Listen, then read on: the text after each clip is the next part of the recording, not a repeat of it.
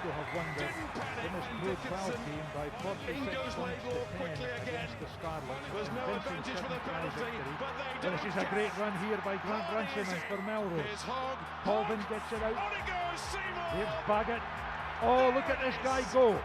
Throwing down the A gauntlet. score at a moment to warm Taking on Scottish again, hearts. George Turner this time. The Six Nations run of defeats is over. There's the advantage. So, Melrose taking the initiative in these opening seconds here at BT Murrayfield. Ellen all started with Jason Baggett's kick-off. And then the big one for you, that one Melrose the ball back and the ball and the halfway. Knock on the corner, good start for Melrose. Then he broke the line. But Melrose, Heriot will be happy with their defence. For all the possession Melrose had, they didn't break into the 22 and got the first set piece of the day. You've got Bruce Colvin to the left with number 9 in the back of that Melrose shirt of his, and you've got Tom Wilson to the right, an ex-Kelso and Melrose player. So a couple of old teammates, now rivals, and some big beef in the front rows. Murray McCallum on the far side of this side of the Harriets front row. There he is, sort of crew cut. Number 1, Michael Linus in the middle with the sweatband, and big Struan Sesford, 6'4" and 19 stones of him, away in the far side of your picture there in the front row. And for Melrose, Jamie Batty is on that far side next to the referee. Then you've got George Turner in the middle, and Nick Bevan with a beard. You can just see him in picture. And that is the Harriets 22 metres line behind the feet of the Harriets number 8, Jason Hill. Tom Wilson pops it in. Now this is almost stalemate. Oh, and eventually the scrum goes down on McCallum's side, and penalty comes Melrose's way. There's a little bit of credit, or a big bit of credit rather, to the front row. Melrose will take heart from that. They will. It was an example of what we see so often nowadays in the modern game, that hookers not striking for the ball, all late forwards on each side preferring to keep their studs in the ground and go for the shove rather than a strike. And Melrose up to kick the penalty, the one to touch, not to take on the kick at goal. Jason Baggett pokes it just 5 metres or so into touch. But I think that scrum deserved a reset. I think both teams were low, they were in good position, it just gave way. But the decision was a penalty, and Melrose can launch another attack early on in this game. Lovely take at the tail of the line out, Carmichael. Big drive by the Heriots pack, and up come the Heriots three-quarter line, marshalled there by Gregor McNish, just pointing. You can see him with a beard. Melrose have possession. Runciman, look at the drive from the borderers. Colvin moves it wide. Baggett, out it goes along the line. Beautiful passing. This is Fraser Thompson. Tremendous tussle, then Carmichael takes it up again. Knock forward, scrum down, Heriot's ball. Melrose just kind of throwing down the gauntlet at this stage, Chris. They'll be happy in some ways with the possession they've had. They've varied it well. That was a good attempt at a line-out drive. They had the ball under control at the back of the maul, and Grant Runciman, and Bruce Colvin was able to take it when he wanted. It's a long pass from Baggett and another long pass from George Taylor, but it's another knock-on, it's another turnover at the end of that. So that's what will frustrate John Dale and his coaching staff. They've had a lot of territory, a lot of possession, but it's been 2 knock-ons that have handed the ascendancy back to Heriot, and they'll be looking now for two things. I think either hold on to the ball and get themselves into the game, get rid of some of the nerves, or get a good clearance kick away downfield with a good kick chase. Another great drive by the Melrose pack, and another penalty coming Melrose's way. They really are giving it to this Heriot's front row, and I think Nick Bevan on the Melrose tight head, that's our side, camera side, is giving young Murray McCallum, the young Scotland under-20s cap, all that he wants and a bit more at this stage. Yeah, it's certainly 2 penalties for a similar offence on this near side of the scrum to us, and again Melrose up to kick to the corner. I like to see that, to be honest. I do. I think it's been promoted since Rugby World Cup when the Japanese surprised everyone. But these trends stick, and it's great to see teams wanting and willing to score tries. Graham Dodds with hands on knees in that Melrose line out. Look, there he is lifting. Up goes Carmichael, a one-handed tap. Colvin, Baggett, surrounded by blue and white shirted Harriets forwards. Cleverly worked away by Melrose. Irvin Hess is there. Here comes the next battering ram. Dodge takes it up, helped by Bevan. That's going to be a turnover for Harriets by the looks of it. And they've got the penalty. Ball held in by Melrose. Yeah, Harriets' first penalty, they needed that. Obviously, we keep saying it, but they've been up against it in terms of possession and territory. But the defence has held firm. You know, that's almost 6 minutes into the game. It's all been attack from Melrose, all defence from Heriot, and they'll be proud to be able to. Well, they're proud of the fact they've kept their try line intact, but a poor kick there from Semple. Here's Thompson on the counter. Out it goes along the far side to Sam Pecker, who was in such great form just last week at Melrose Sevens. Irvin Hess takes it on. All that coming from John Semple's miss kick. Didn't find touch. Baggett goes. Look at this from the Melrose standoff. Then the crunching tackle. Wilson comes round there for Harriets, number 9, the wee scrum half, just sweeping round the back. The ball had squirted forward, and maybe just as well for the Edinburgh side. Yeah, Jason Baggett's been busy, hasn't he? He's distributed well that time. He decided to take on the line. Interestingly, Harriets flew up on his outside. I think they're looking to shut off the dangerous backs that Melrose possess, and Baggett broke a line. He did well, but it was hit hard in a tackle. I'm not sure if it was Jack Turley. It all happened so quickly, or maybe Ian Wilson with a tackle that turned the ball over. And Harriets need possession. They need their hands in the ball. They had the opportunity from the penalty and the missed touch. And other than that, they've not had possession, and still feeling a little bit early nerves. We'll see how this scrum goes. They've been penalised twice already, but they need to get their hands in the ball. Melrose, well, they just need to do more of the same, but be more accurate at the end of their phase. Let's just see if we can get a close look at this scrummage, because Melrose have had a distinct advantage in that aspect of play so far. Just keep our eyes on it this time round. Tom Wilson, number 9 for Harriets, is going to put the ball in. There you are. There's McCallum on the right for Harriets against Bevan on the left for Melrose. The 20-year-old against the 29-year-old, youth against experience. Yeah, I think that's a good decision by Keith Allen to reset it. Similar to the first one, where Manny McCallum's in a good body position. Nick Bevan also opposite him, but the scrum went to ground. There's no one at an illegal angle, no one illegal with their binding. They just collapsed under the pressure. We'll see what happens here. Brisk start, but no scoring yet. 8 minutes gone, as you can see from the clock at the top left-hand corner of your screen. And we'd like to welcome all of you who have joined us on Scottish Rugby Television for this BT Cup final. Cup Finals Day 2015-2016. 21st Cup final. Gosh, it seems such a long time ago since it all started away back in 1996 when Haig beat Watsonians in the opener 17-15 here at Murrayfield. I remember it well. So do I. I was standing about 30 metres of where we are now, Bill. It was a cracking game, well attended, and two good teams at that time. Remember guys like Cammy Murray, Derek Lee, Duncan Hodge, that all went on to, or were playing international rugby as well. But it was I was singing Teary Bus with the Haig Saxhorn band away off to our left, down in the main part of the stand, and it was one of these great days for Haig Rugby. Here's Michael Linus with the throw-in. Shorter line out. Jason Hill at 1 now, but it's gone away to Jack Turley. Gets it with the inside hand. Wilson out it goes.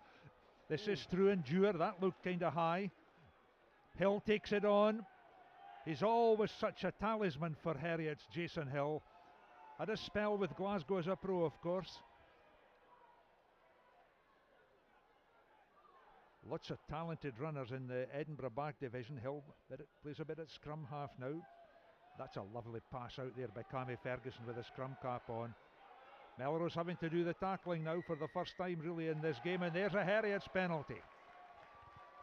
Well, Harriets are famed for the speed and the tempo that they play the game at, especially when they play well, and the little possession they've had so far in that last phase, there really was a marked increase in the tempo. Melrose looked more structured, dare I say, a little bit more organised in some ways, but the famous flair of the Harriets, forwards and backs, came to the fore there, and they've won themselves a penalty that John Semple's going to opt to kick at goal.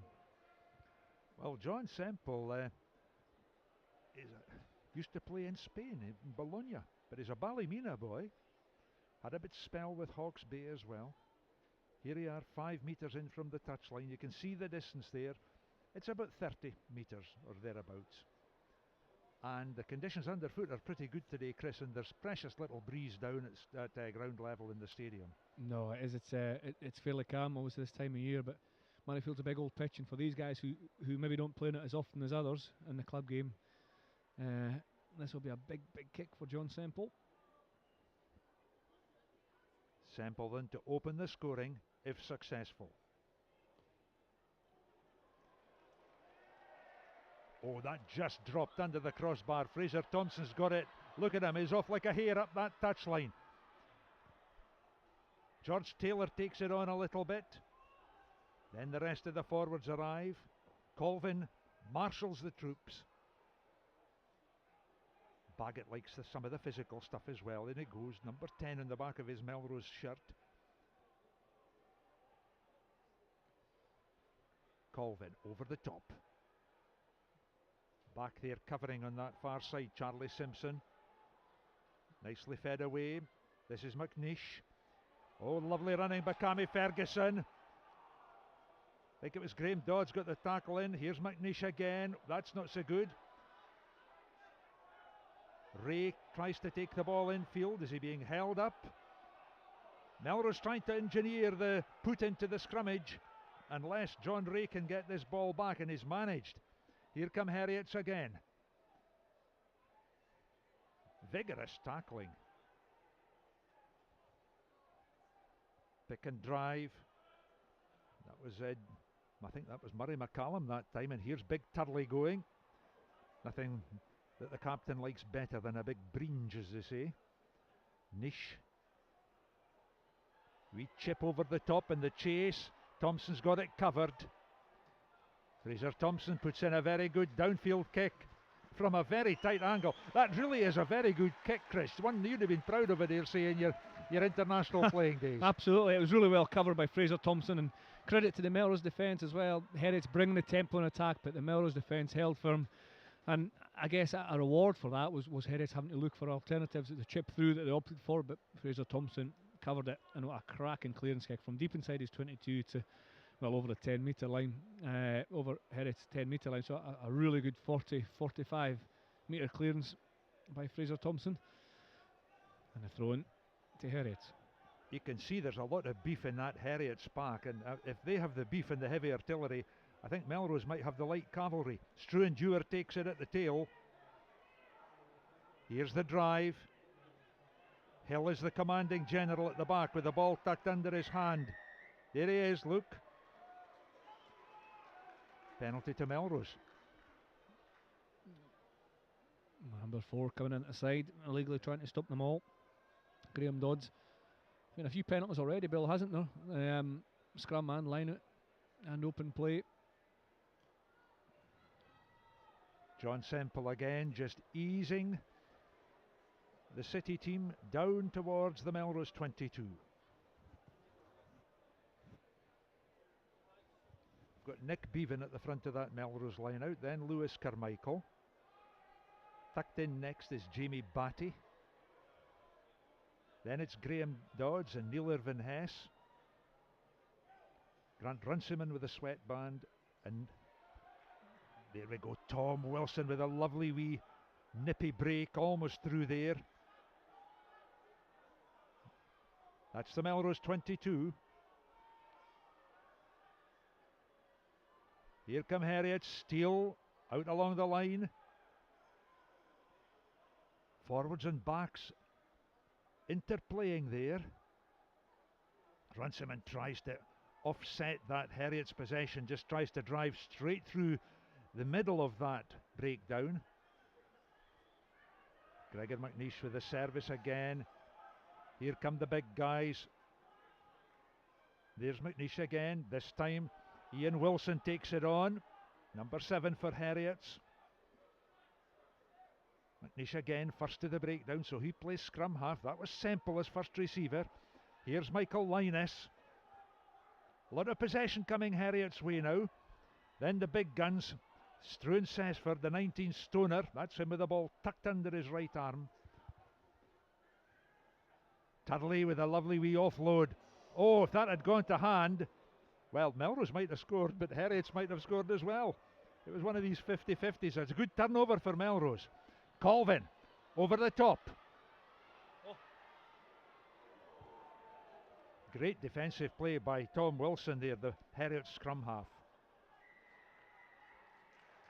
Now let's see what the referee Keith Allen says about this. Always penalised him for holding on. Yeah, Tom Wilson penalised for holding on. It's a harsh penalty against Tom, who worked hard to get back, read the tricky bounce of the ball, evaded the tackle of Fraser Thompson and got back to his feet, but still penalised for hold on. Good kick chase for Melrose, and this time looks like George Taylor's going to line up the longer range effort after opting to go to the touchline in the earlier penalties. Maybe they're just looking for some points on the board.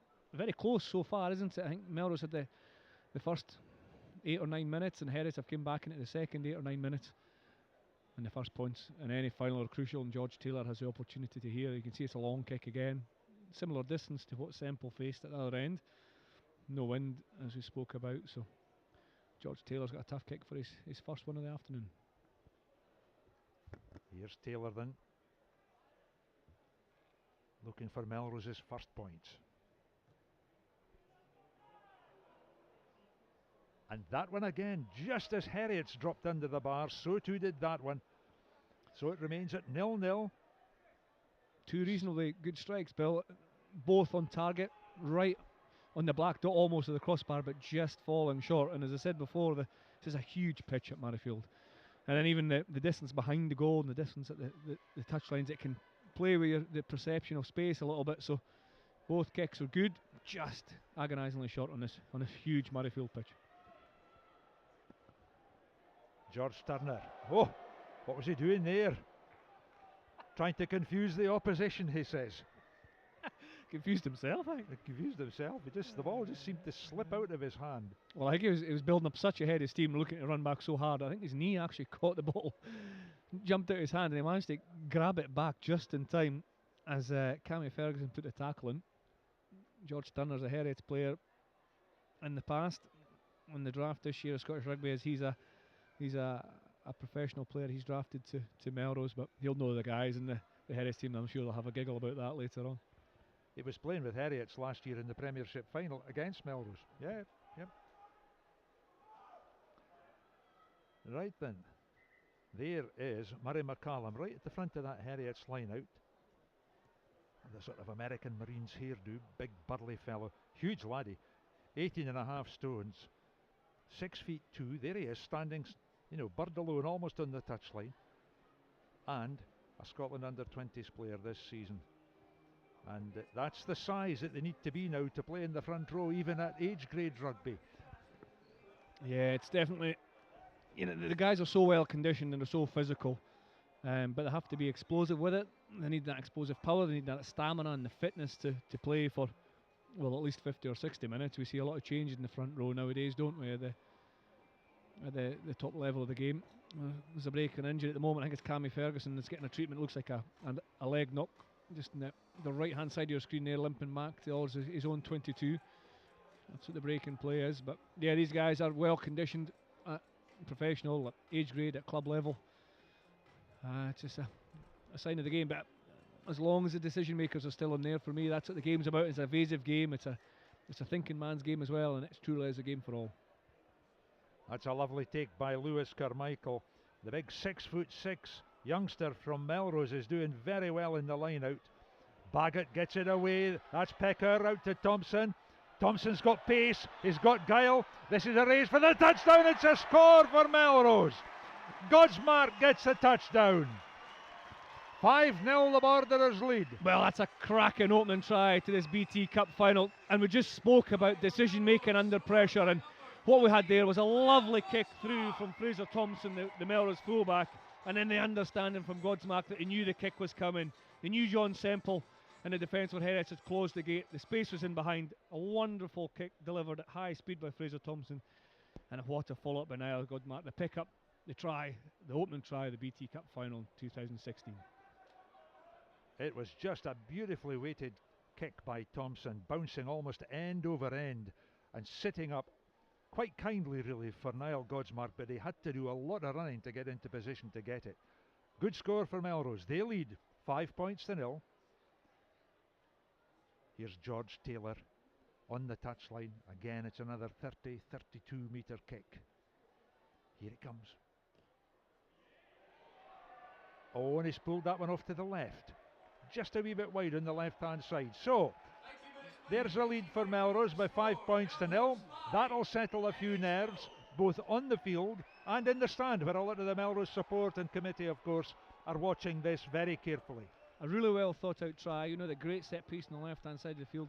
Long passes to get in the outside channel, and then the grubber kick through when the defence closed in. A good score by Melrose. And I dare say there'll be a few folk watching this being streamed online down near the green yards, if not in the club rooms itself, then certainly in the town of Melrose. There's Jason Baggett just thumping that ball away downfield. Here's his namesake, Jason Hill. Bang! Caught there by Turner. There's the weight of the Heriot's pack, pushing Melrose back just a little bit. McCallum. And then Ian Wilson takes it on. One of Heriot's back row breakaway forwards. Hill again. Look, there he is prowling, the big number 8. He loves to get his hands on it. Not this time. Nish to Steele. Liam Steele with a wee feint and go there. Not held in the tackle. Or was he? Yes, he was, says the referee. It's a penalty.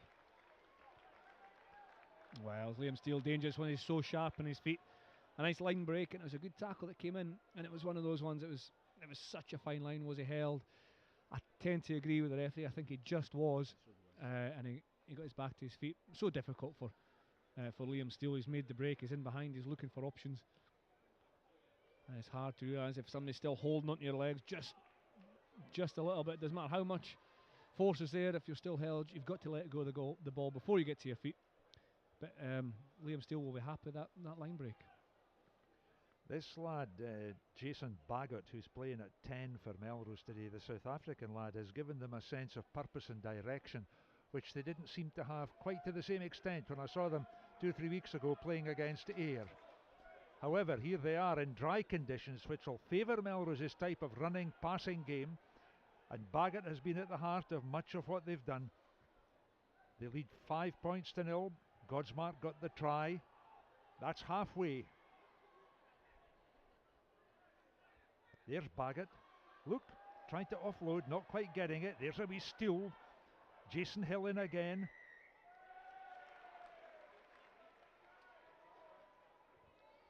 Melrose player off their feet. Is it?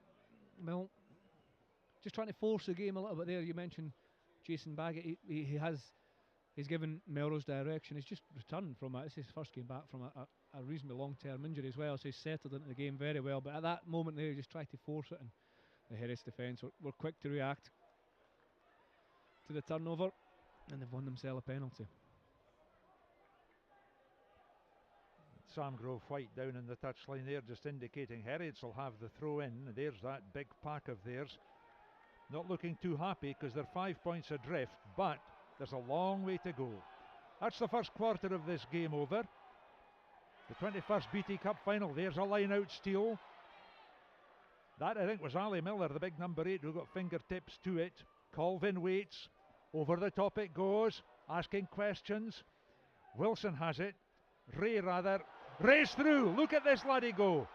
John Ray for Harriets, coming in off the left wing. Now it's swept wide. McNeish again. Oh, Steele couldn't take it. Some of the passing just a little bit wayward.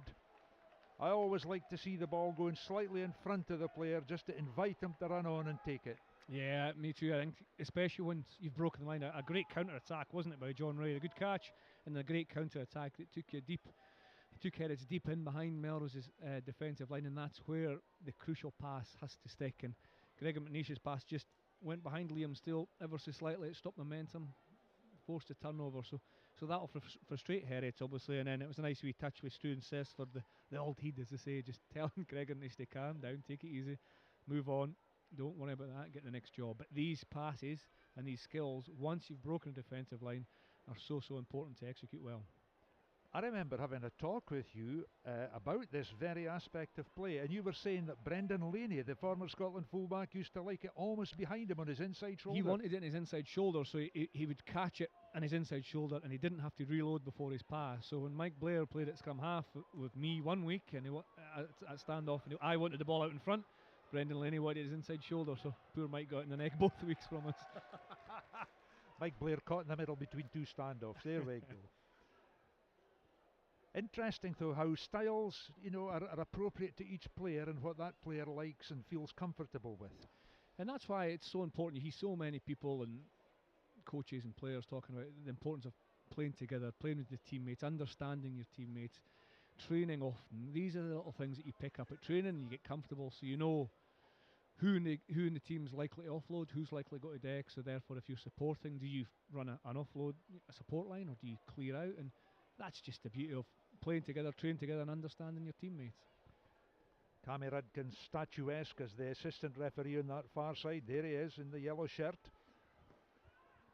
Wilson puts in now. Oh, I think that's a penalty to Melrose. Yes, it is. And I think it was Murray McCallum who was under pressure on this loose head side of the Edinburgh scrum. And Jack Turley, the captain, is having a wee word with the young prop as they walk back.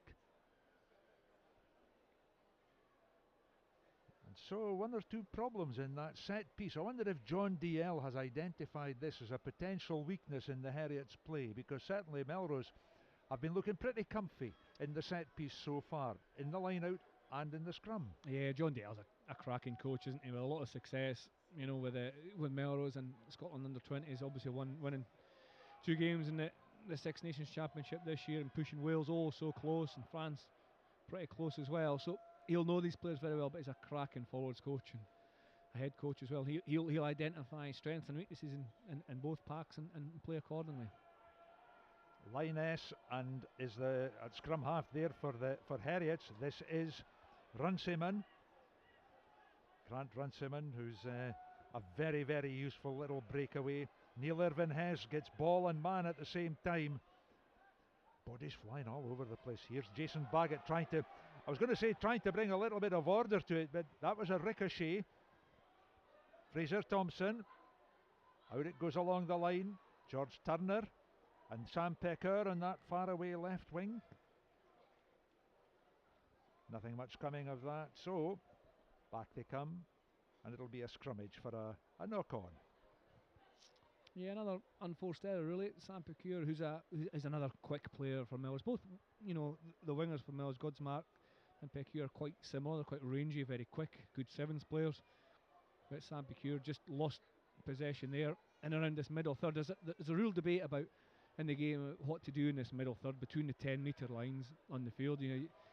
Sometimes you can hold the ball too long and run the risk of turning the ball over in your own territory, or some say it's easier to attack there because the opposition have to cover the backfield. The fullback has to sit back, probably one winger has to be back, so covering the kick. So it's a real fine balance about how much you play in this middle third and how quickly you kick. But Melrose opting to play from there, but unfortunately for them, turning the ball over and giving Heriot an opportunity to strike.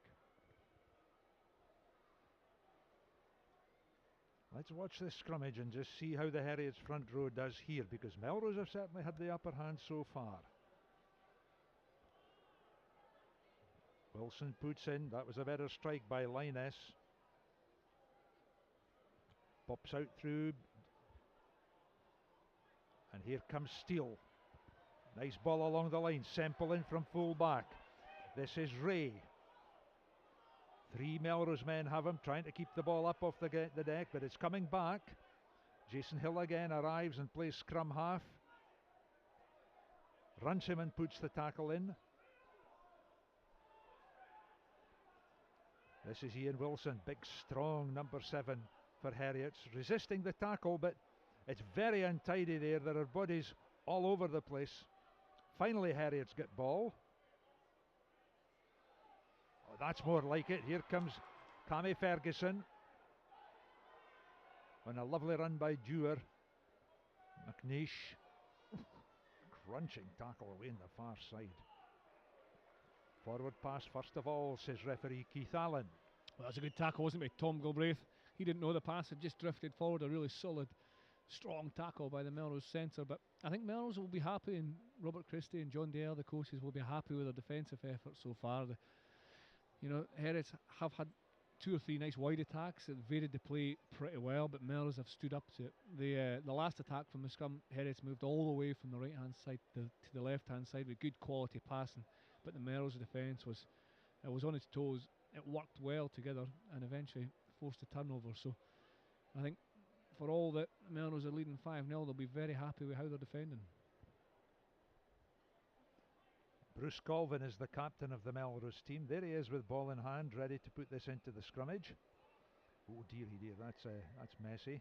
Now, there shouldn't be the footage problems on this surface that you often get on club fields, because this is the hybrid surface which has got a mixture of natural grass and plastic, and most of the front row players enjoy playing on this. Yeah, absolutely. I mean, I suppose when you're playing it, it's like any other field, but the technology, most of the technology is below the surface. I think the synthetic roots, so I believe, Bill, are about 3 foot deep, and it means the natural grass can bind on and give a really good playing surface. It's also very firm as well. You can see it doesn't cut up much.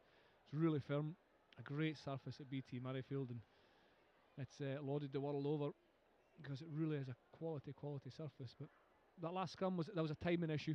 It was just have to listen to respect the referee's call. That's better, and we'll see what happens after the put in.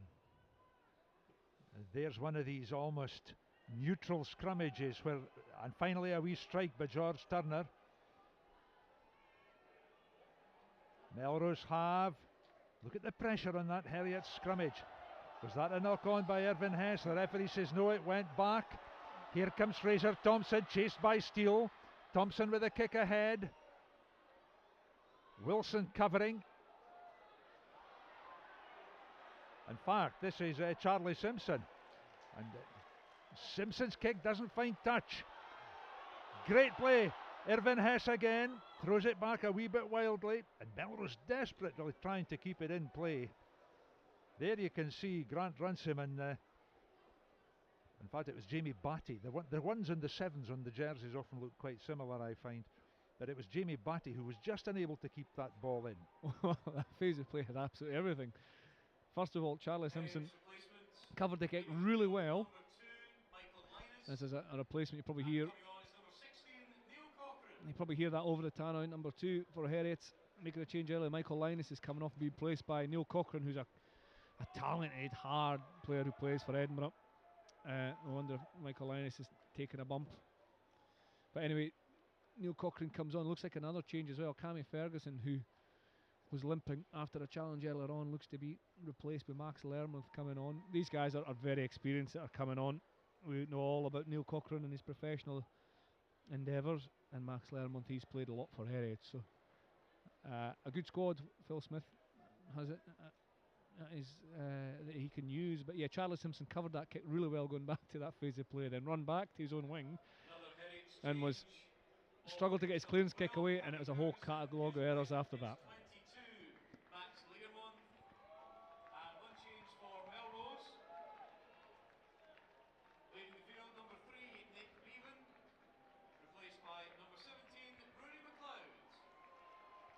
Great scrap for possession as a result of that line out. Melrose have won that particular battle.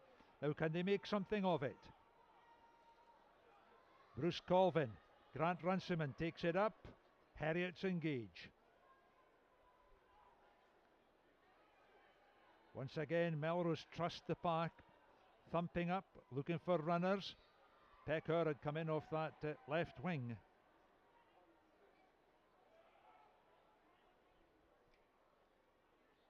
Look at how quickly Harriets are up there. That's Jason Hill leading the charge there in defence. Very quick to put the tackle in, snuffing them out. And that's another good tackle there by Russell Nimmo with the blue scrum cap on. And you can see how quickly Harriets are getting to their feet as well, not contesting the breakdown, getting on their feet, getting in line, making it very difficult for Melrose to break through. Here go Melrose again. Ali Miller with a wee breakthrough. Half a gap. Quick ball's what needed. This is Graham Dodds. There's a lot of hands on that ball. Yeah, and most of them the referee reckons are Melrose hands, so it's going to be a penalty for Heriot's. Well, that was Neil Cochrane winning the turnover. He's so strong over ball. Good player, Neil Cochrane. Played down south in teams including Wasps before moving back up to the city. And he won that penalty. But I was impressed. I was being impressed with Melrose defence. At that time there, I was impressed with the Harriets defence. They were popping back to their feet, getting in a good position, and allowing themselves to make the tackle and then challenge for the ball. Interesting replacement as well on the Melrose side. Rory McLeod came on for Nick Bevan. Now Nick Bevan was so impressive early on in the scrum, so he must have picking up a knock or an injury, because the scrum has been really strong for Melrose so far. So Rory McLeod comes on, and for his sake and Melrose sake, he'll hopefully continue the form. Here come Harriets again. Liam Steele. That's in the Harriets 10 metres area. Wilson looks for support. McCallum's there, so too is Dewar. Now the big fellas get involved. Tudley.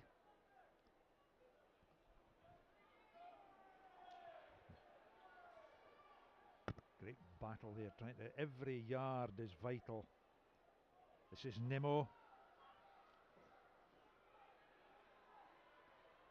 McNeish wants to have a wee go himself, but is well tackled there by George Turner, who read the situation well.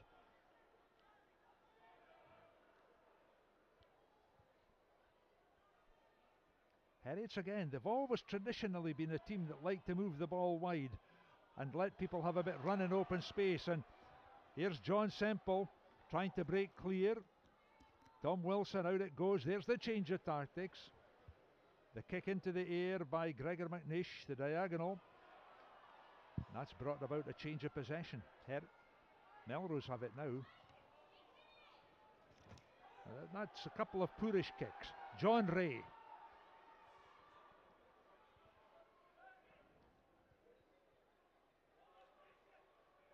Here's Jason Hill.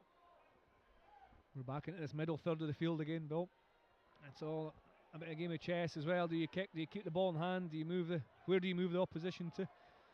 Cochrane was there at the heart of that drive. There he is, just standing on the far side. Big Jack Turley there, spinning in. McNeish. Fraser Thompson. That's another pretty good kick, I have to say, by Fraser Thompson from inside his 22. And look where he's landed it, just on the Heriot's 10 metres area. Similar length to the last one, isn't it? Again, covering the kick really well. That time McNeish forced the kick from that middle third. Fraser Thompson covering it and then kicking 40 yards or so on the move. Very difficult, or much more difficult, to kick on the move than it is kicking from a static position, and say if you're kicking a penalty to touch. So Fraser Thompson, a lot of experience and a really good outcome.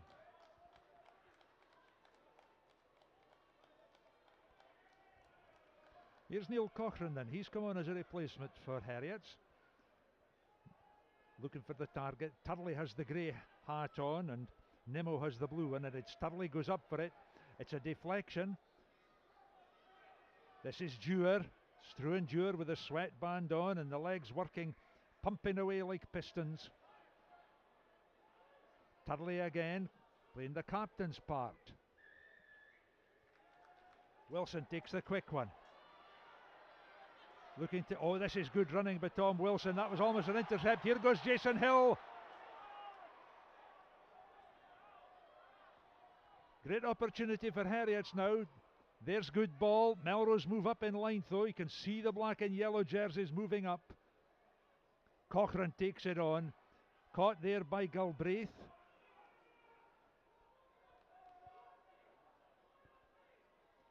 Here go the Harriets pack.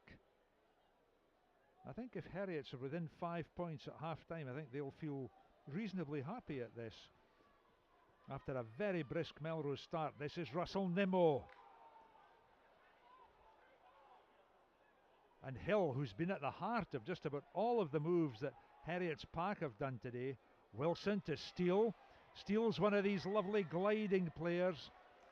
He didn't glide that time though, and that's because Melrose were offside, Chris. Yeah, penalty. Was it offside? Or maybe who's his finger? Is it not letting go in the tackle, not releasing in the tackle? The referee's going to have a word. I think it's Bruce Colvin, his captain, and George Turner just making his point clear in case there's any dubiety. There's some dubiety here in the commentary box, but that's good refereeing, just underlining the point. And Heriot are opting John Semple to have another kick at goal.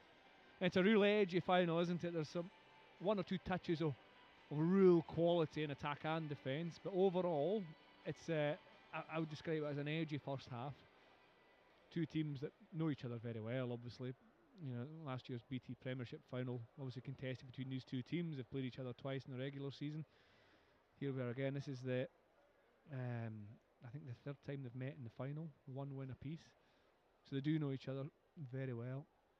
And I know coming to the end of the first half is an opportunity for Harriets to come back within 2 points. John Semple then for Harriets. Straight in front of the posts. There's the angle, there's the kick. And he's got it. And so, with some 38 minutes, almost 39 minutes played in the first half, it's now Melrose 5, Harriets 3. And this is a really, really crucial minute of the game. It's only, well, it's 50 seconds now to the end of the first half, depending when the ball goes out, but this is really important. If you can score in this next phase, either side, you have a big say in momentum and the momentum shift going into half time. Now the change for Harriets. Off is number 22, Max Learmonth, and returning to the field, number 12, Cammy Ferguson.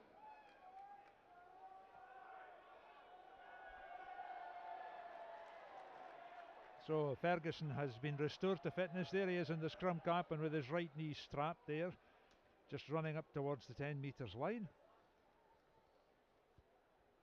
They'll have to come back to halfway for the restart because that kick went straight out.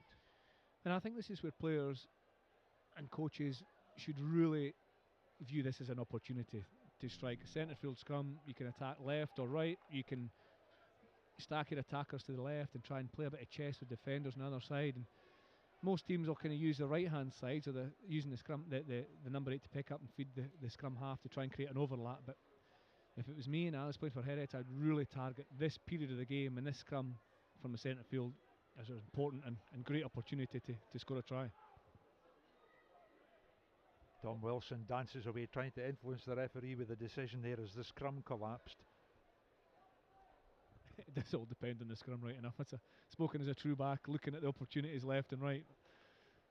But the scrum has to deliver the ball. And again, sometimes you want the scrum to wheel up on the right a little bit if you want to attack the right-hand side, or push up the left slightly to create a bit more space in the left-hand side and take the Melrose defence out.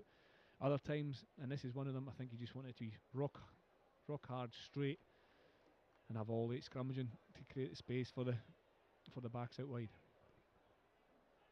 Rory McLeod on this side of the front row for Melrose. He's come on as a replacement up against Murray McCallum. And McCallum goes down again.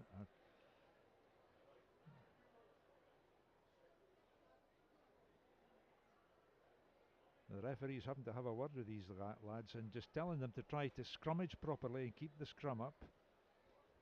The foot placement's so crucial. You know, talking centimetres, if your feet are too far back or they're not far enough back, it has a massive knock-on effect on the rest of your body. So sometimes if you look at the feet and the position of the feet, it can give you a good idea of who's in the dominant position as well. You want your feet underneath it, kind of 45-degree angle at the knee and the ankle. Cochrane in his hooker for Harriets. Oh, and the heads go down again as the ball coming out. Hill's got it, pops it out along the line. Semple has come up from fullback. Wilson now switches direction. This is better. Ferguson. Steele. Good tackling there by George Turner, the Melrose hooker. Sesford takes it on for Harriets.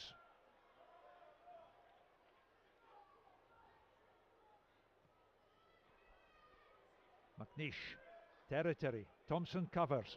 Oh, feet went from him. Has he got the pace to get away? Yes, he has. But the kick hasn't found touch. This is Ferguson. Infield he comes. Great play there by Harriets. taking advantage. The pick and drive by Turley. Heriot's almost there. This is the period Chris Patterson identified as being crucial. The power of the Harriets pack trying to put them ahead for the first time. And they've got a penalty. Now then, somebody may have said something. And let's see. We can't hear what Keith Allen is going to say, but Graham Dodds is being spoken to. It's a yellow card for Graham Dodds. Could have been a deliberate foul, could have been something said. Chris, what's well, your it was thinking? really quick to blow, wasn't it? I mean, he was playing a good long advantage. Keith Allen, the referee, as Harriets were, it looked as if they were progressing time and time again towards the line. And when the penalty came, it was immediately followed by a shrill blast and the finger pointing to that man, Graham Dodds, he's going to spend the first 10 minutes of the second half in the sin bin. If you look at the clock in the left-hand corner of your screen, it says 43:20, and the scrum was it was just 20 seconds or so just before the 40. So that's 3-minute phase of play by Harriets. That's resulted in an opportunity for them to kick 3 points and take the lead for the first time going into the break, and also forcing Melrose down to 14 men. Crucial period of the game. Here's John Semple then. He kicked his first penalty just a couple of minutes or so ago.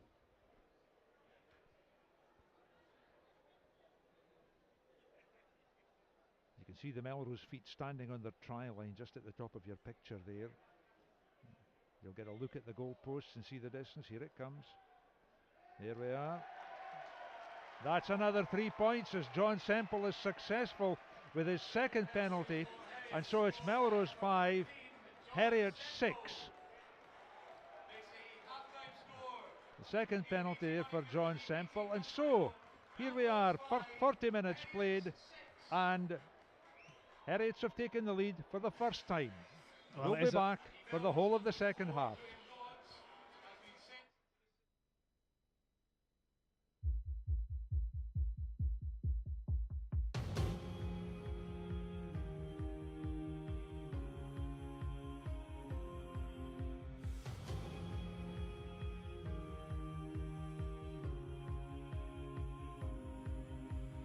Walking out into the dark, cutting out a different path, led by a beating heart.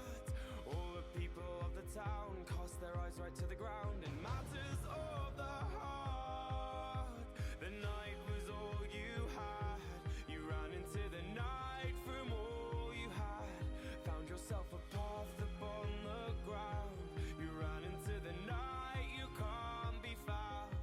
But this is your heart. Can you feel it? Can you feel it? Pumps through your veins. Can you feel it? Can you feel it? Summer evening breezes blue, drawing voices deep from you, led by a beating heart. What's here and what's in It goes wide, Russell, little chip over the top, and it will be surely a try for Scotland, and it is from Tommy Seymour, and it's Taylor, and Duncan Taylor will score for Scotland. He's being hunted down. James looked by what there. Taylor gets him. What covering defence. the night you can't be found. But this is your heart. Can you feel it? Can you feel it? Off the floor it comes, and Barkley is in. Didn't panic. And Dickinson. In goes Laidlaw quickly again. There's no advantage for the penalty, but they don't care. Hardy is in. Here's Hogg. Hogg! On it goes, Seymour!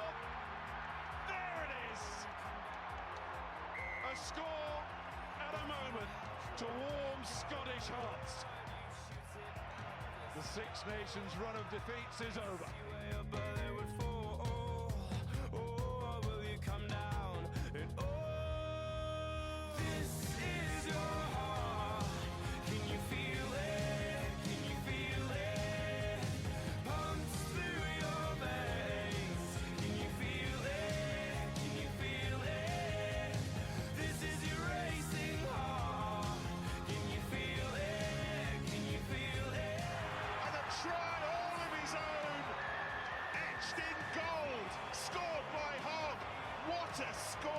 Scottish fullback. This means that there's a big gap for Scotland and Richie Gray. Laidlaw spins it round. Oh, away quickly by Horn and nicely done, and the try will be scored by Dunbar.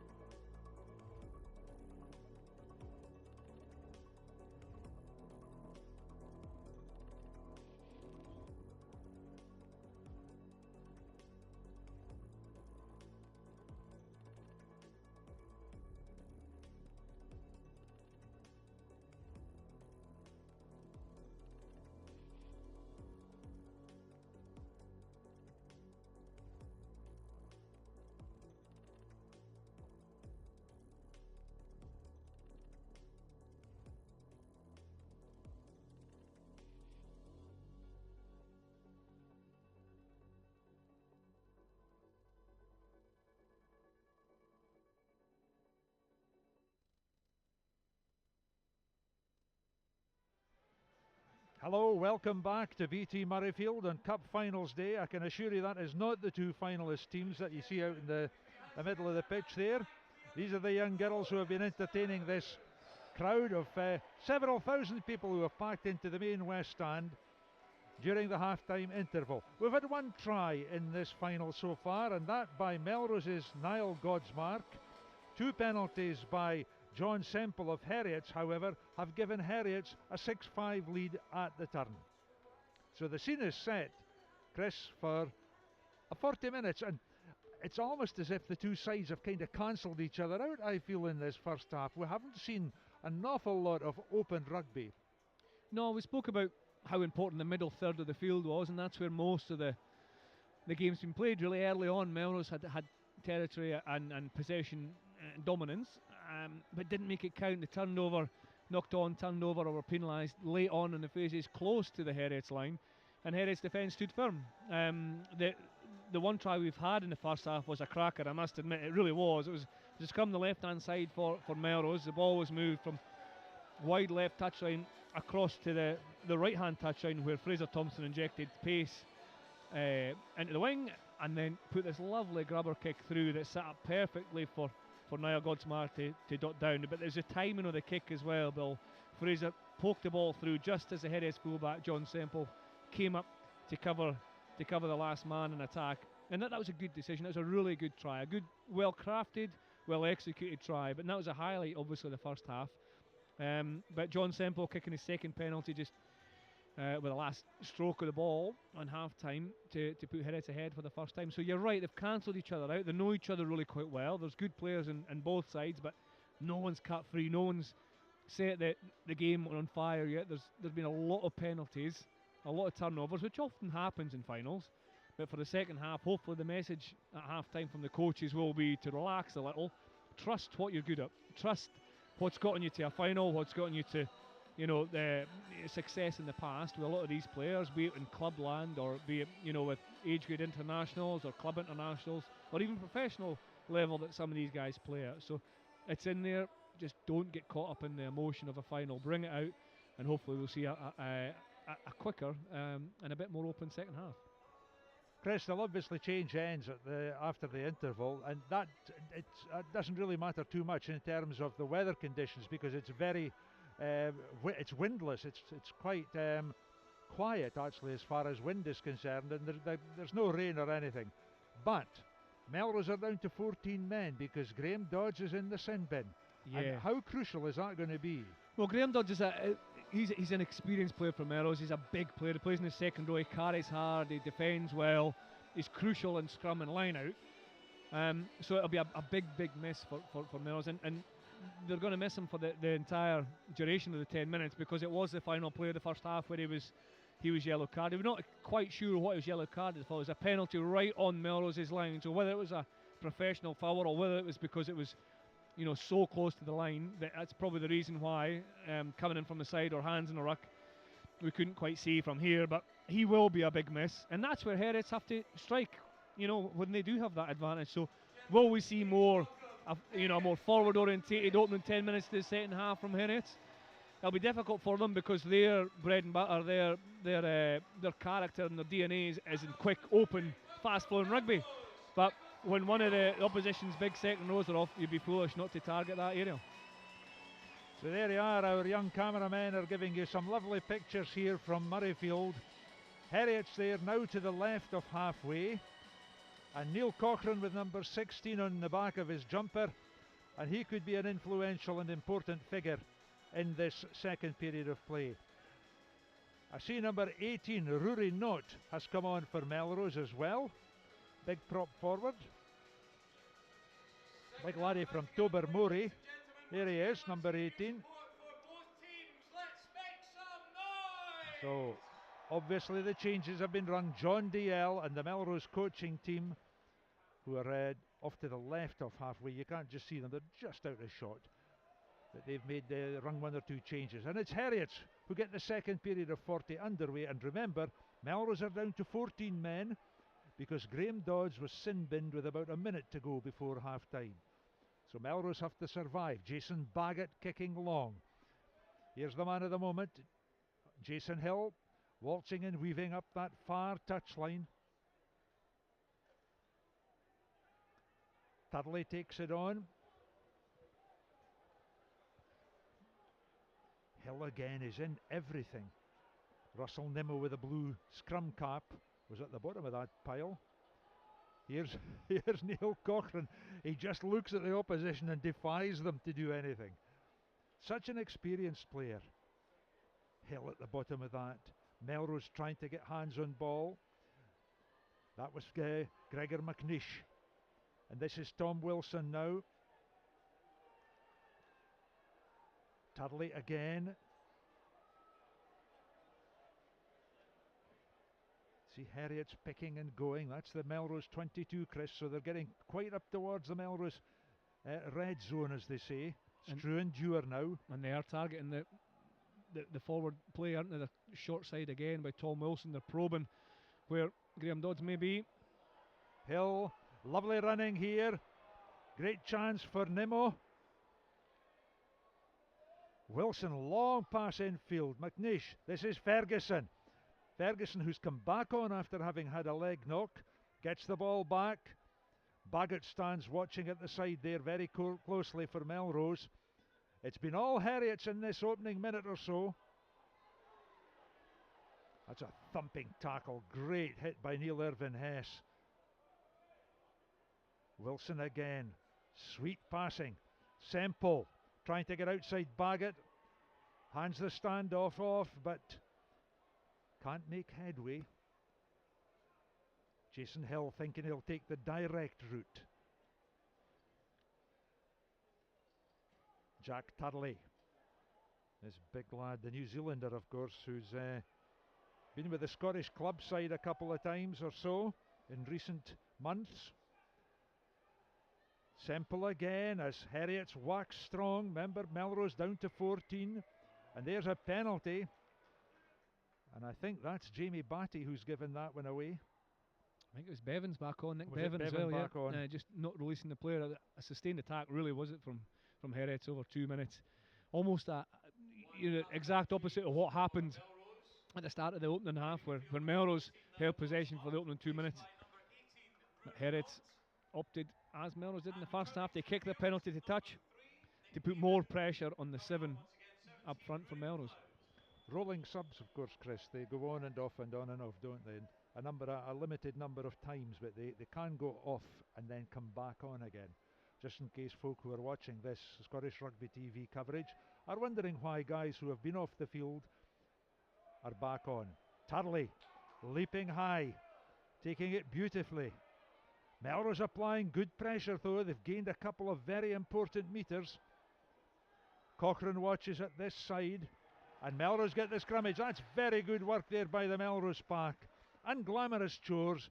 Ali Miller at the heart of that one. There he is, the big number 8, just helping his teammate up. It's really good defence by Melrose. It takes a lot of courage and determination. Obviously, no lack of strength and effort, but there's also a clear decision made there. You know, if you're going to try and defend the drive, very few teams will challenge the throw. They'll allow the team throwing in to win the possession and then really focus all their efforts on stopping the drive, as Melrose did there. And they did it really, really well. Turley won the fair line out, and as Harriets were setting up the maul, Melrose just propelled them back and won the turnover. One of our cameras may be able to get a shot of some of the Melrose coaching staff down in the near touchline wearing the white tracksuit tops, just on the Harriets 10 metres line. John DL is standing there with young Robert Christie. Maybe get it later on. There's only part of the job done here for Melrose. You know, defended that line out particularly well, and they've got a decision to make here. Do you put a back on the scrum? You know, obviously missing Graham Dodds in the sin bin, so you don't really want to scrum with 7. You want to, unless they think they're strong enough to scrum with 7 to get the ball away and keep an extra back out there. But most teams will bulk up their pack to make it an 8-man scrum and then clear the lines. Lewis Carmichael in the second row now, and I think that is that James Head who's come on as a sub, possibly. Here's the scrummage. 10 metres away from the Melrose try line. The red zone. Colvin pops it in. Pinched there by Wilson. It came out the side. He's not going to get away with that. Fraser Thompson has a word with the Melrose, with the ex-Melrose scrum half, now Heriot scrum half, and says, words to the effect, you were chancing your arm there, son. You were at it. Yeah. Not a chance. Look, they're having a wee go at each other still. See, Tom Wilson and really Bruce well. Colvin having a wee tete-a-tete. It was a long way round, to be honest. Tom Wilson went right round the far side, hoping to catch somebody napping at the other side, but Melrose are too wise for that. You got any good tete-a-tetes you can tell us about from your career? Probably not an air ball. Colvin pops in.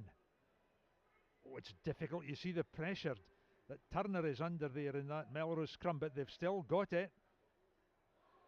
Miller picks up and goes. Thompson's feet go from him. Ooh, he's in a bit of a trouble there, bit of trouble. Jamie Batty, number 1, indicating people to get back and help.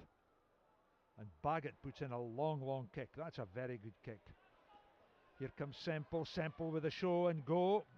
Well, he showed, but he didn't go because Melrose have tackled him very well. Runciman was there, so too Tom Galbraith.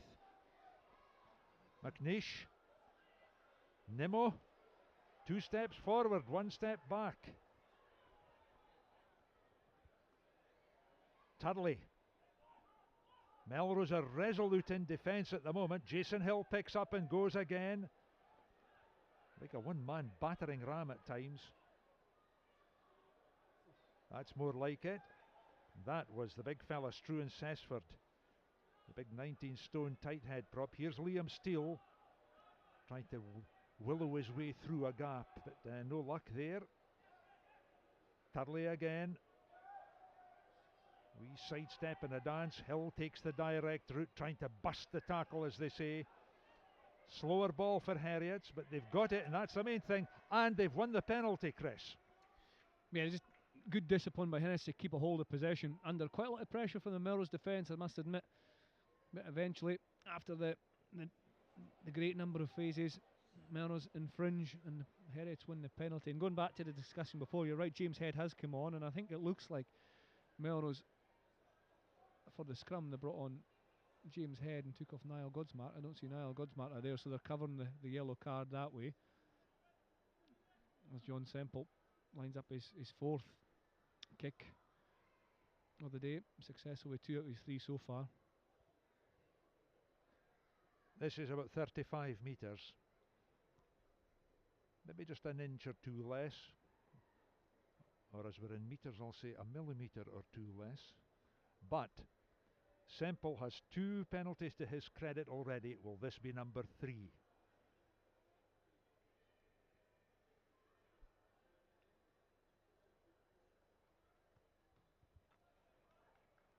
Gave it a good old scalp, and the flags indicate that he was successful. That's another 3 points in.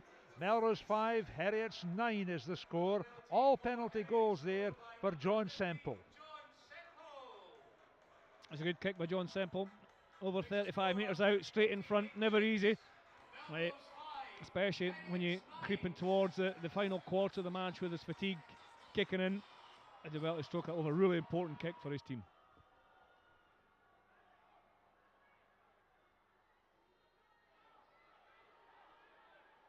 Harriets get it underway again. Charlie Simpson on the wing. Wilson's kick, almost vertical. Runciman's under it, or maybe that was George Turner actually. Colvin sweeps it out. Runciman there. Well tackled by Cammy Ferguson. See, the centres have to get in and do all the hard chores as well as the glamorous running and passing stuff. Here's the score at the moment, at the top of your screen. Melrose 5, Harriets 9. We hope you're enjoying this coverage coming to you live from the BT Cup final, courtesy of Scottish Rugby Television. That's a very good run there by Tom Galbraith. We haven't seen all that much of Tom Galbraith in this game so far. The ball hasn't seemed to work his way. James Head, strong runner. Irvin Hess. Neil Irvin Hess, former Scotland under-20s cap, of course. Had 1 try in the cup so far. The attempted drop goal by Jason Baggett, and it's there. That is a great effort by Jason Baggett. It's narrowed the gap to 1 point at Melrose 8, Harriets 9. Jason Baggett with a drop goal. Well, you said it, Bill. That was a wonderful strike, wasn't it, by Jason Baggett? It looked like a late decision, but a clinical execution and a great decision as it turned out. Melrose knocking at the door, Heriot's holding firm, and then within a blink of an eye, Melrose closed the game to be a one-point game, and it's so important to score points after conceding points so soon. So good decision, great execution, and Melrose are 1 point behind Heriot. Graham Dodds is prowling on the touchline, waiting to get back on. One of the Melrose players, away off camera down to the left-hand end of the field, has taken a knock, and I think is it Neil Irvin Hess? Yes, it is. Yeah. Meanwhile, Harriets with Jack Turley there in the middle, this big commanding figure of the New Zealander, holding on to his grey scrum cap. They're just marshalling their thoughts and getting their game together and discussing what they're going to do.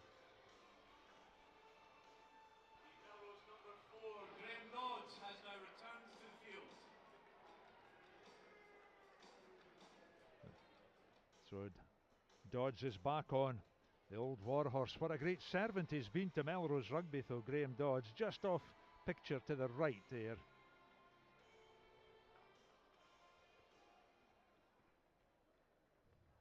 Gregor McNeish gets the game underway again. 1 point between the sides. Ali Miller takes the ball up for Melrose.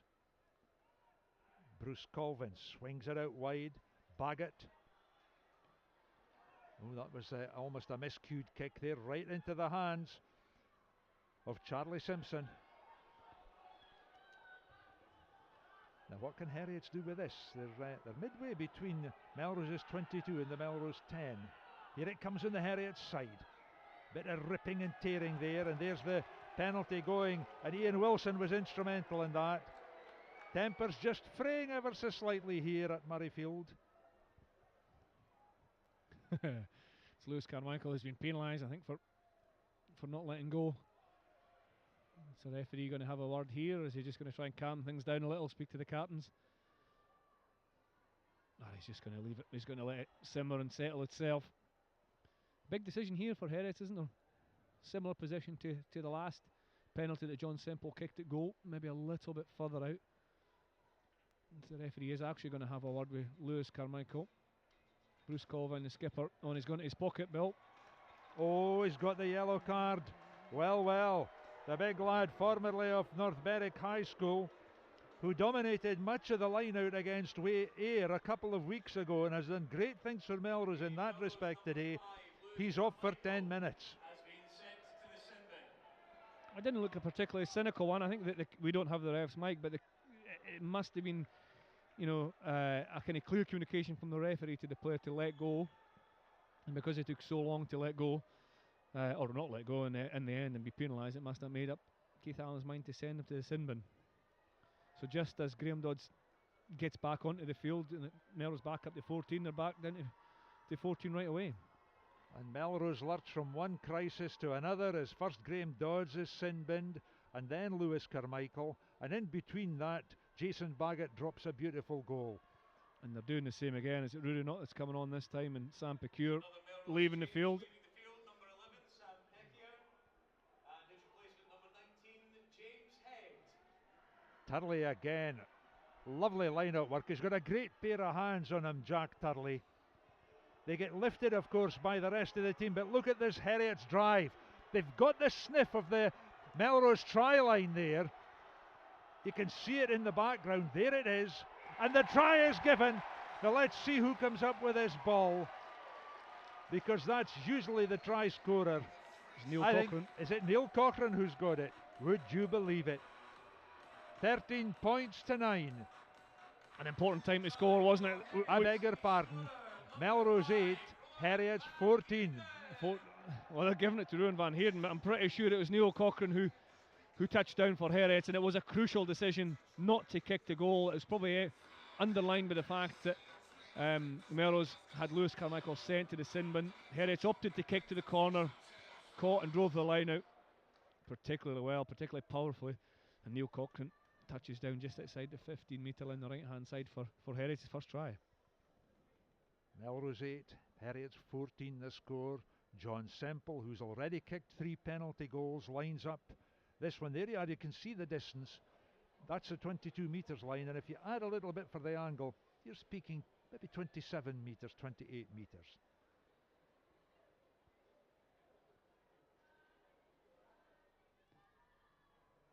Oh, he's pulled that one well wide on the left. So, a 6-point lead then for Harriets at this stage in the second half. A vital try, and Melrose down to 14 men with Lewis Carmichael in the sin bin. Yeah, it's hard enough defending with 15 at this level, especially in cup finals, but to lose 2 players, almost immediately to sin bin, and you're spanning a 20-minute period playing with 14, very difficult. Charlie Simpson hoofs that ball downfield and into touch, having gathered the Melrose kick-off. So Melrose, who have been, that beautiful drop goal by Jason Baggett, it was just lovely stuff. And Godsmark's try early in the first half, after 18 minutes, was an absolute beaut. But here they are, they find themselves 6 points adrift, and they've played a lot of the game. And there's James Head doing lovely work in the line out. claiming that Heriot's are trying to collapse it. Oh, is that accidental offside? And that could be a penalty against Nick Bevan for showing dissent. Just a little bit of temper, and it does no good. Well, it could be even rush more. Of blood, maybe, Chris. Yeah, it's frustrating, isn't it? It's a frustrating thing, and there's Bruce Colvin telling his team to calm down. The referee's going to underline that here and tell him to tell his team to calm down. Nick Bevan just getting really frustrated with the technicality of the free kick again, slamming the ball down in disgust. You can't do that. The free kick turns to a penalty, and after Heriot scoring that try, Melrose would look to put pressure on them. They're just given the opportunity has to ease that pressure and eke some more territory. Cammy Rudkin is having to move back towards that's the Melrose 10 metres line. He was away upfield from there, but the kick didn't go as far as he imagined. There he is on the touchline, indicating a Harriet's throw in. And there's the man who scored, we think, the last try, Neil Cochrane. There he is, ball in hand. Ali Miller there with the arm outstretched. Let's see who gets this. Lovely take by Struan Dewar. Now this big Heriot's pack might try to sort of bully their way to great deeds. Bevan is right in the thick of it. They're hauling Jack Turley out of it by the scruff of the neck. Away go the Heriot's pack round that far side. Turley revels in the nitty-gritty of it all. A kick ahead, looking for Simpson. Brilliant take and mark, I think. Yes, great piece of play there by Bruce Colvin, the scrum half and captain. Infield to Thompson. Melrose need to get their... Oh, Thompson's kick. Not one of his best. No, it was actually really well covered, that, by Bruce Colvin, because as we've said, to cover the yellow card, Melrose has opted to take the left wing Sam Pecker off, and that was exactly the space where Tom Wilson, the Heriot scrum half, was trying to find, but Bruce Colvin read it, he covered it, he made the mark. Well, a little bit disappointed with Fraser Thompson's clearance. It doesn't ease the pressure on Melrose at all. Heriot's another opportunity to set up base camp in Melrose territory from this line out. You can see Phil Smith, the Heriot's coach, down there having a wee word with his standoff Gregor McNish. Meanwhile, Melrose with big Ali Miller at number 8 there and Grant Runciman at 7. They're having a tete-a-tete. Jamie Parker there, coming off with the water, formerly of Hoyk, of course. And one of the Heriot's coaching staff. I was speaking to him earlier on. They were all very non-committal about Heriot's chances, but they felt that they would have a chance if they were in, within striking distance at half-time, and so it has proved, because at the break, what was it? It was 5-6 in Heriot's favour, and since then the scoreline has gone out to Melrose 8, Heriot's 14. Here come Heriot's again. We miss pass out, it goes to the far side. Out in that left wing is John Ray. Ray gets bundled down.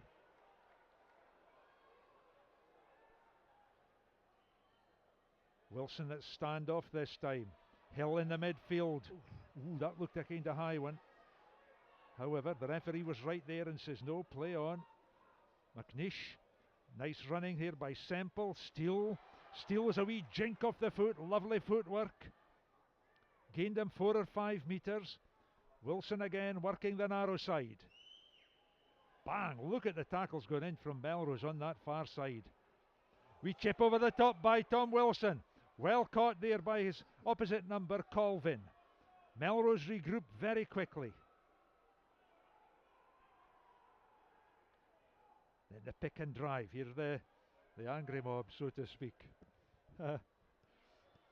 That was Rory Nutt, number 18 with ball in hand. There he is lying on the deck.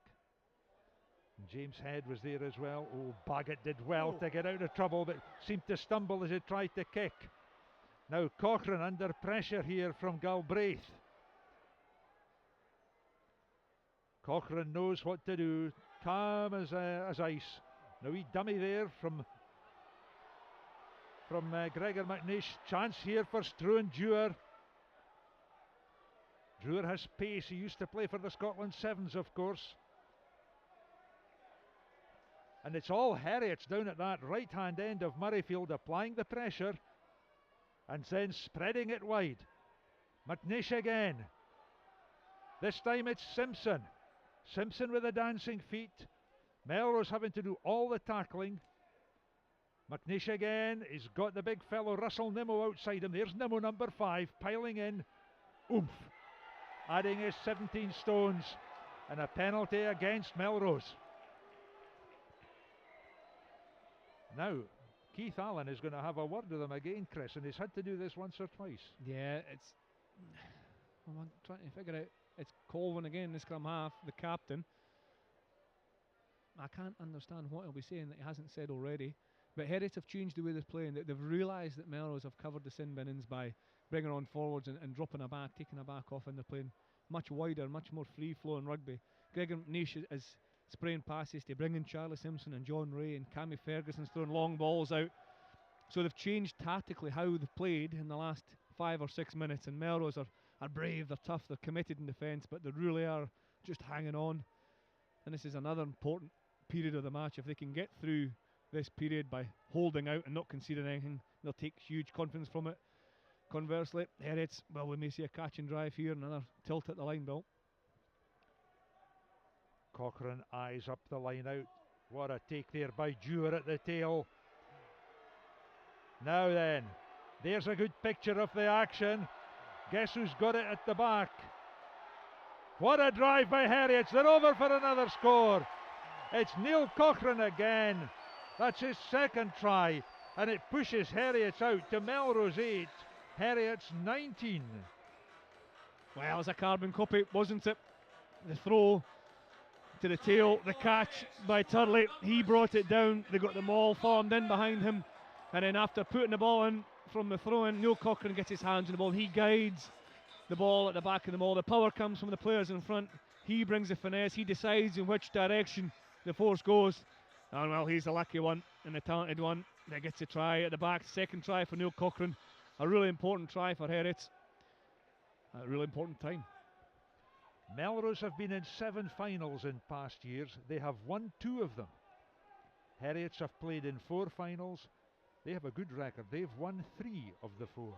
And you just wonder if this final is beginning to slip away from the Borderers. Melrose 8, Heriots 19, the scoreline. This will make it 21 for Heriots if John Semple can pop over the conversion. Here's the kick. That's better. In off the upright, but they all count. Melrose 8, Heriots 21. Semple adds the conversion points. There he is. Happy as you like. Well, that was an important conversion again, but a really good conversion wide out on the right hand side for a right footer. And John Semple's played well today. He's kicked well at goal. He's kicked well out of hand, but he's also been a first receiver option at either side of the ruck. He's shared that workload with Gregor McNeish. He's given the Heriots the opportunity to attack both sides of the ruck. A very impressive performance by the fullback, as we see Jason Baggett, the Melrose standoff, coming off to be replaced. So Melrose have rejigged their back division, and I wonder if it's going to be Galbraith who goes to stand off, or maybe Taylor. We'll see. Melrose number 5, Harrietson. has now returned to the field of play. This is Galbraith now on the Heriots 10 metres line, but look at that score line. See, that's a big gap now. 13 points between the teams.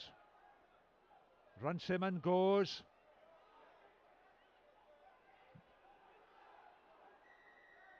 Penalty to Melrose.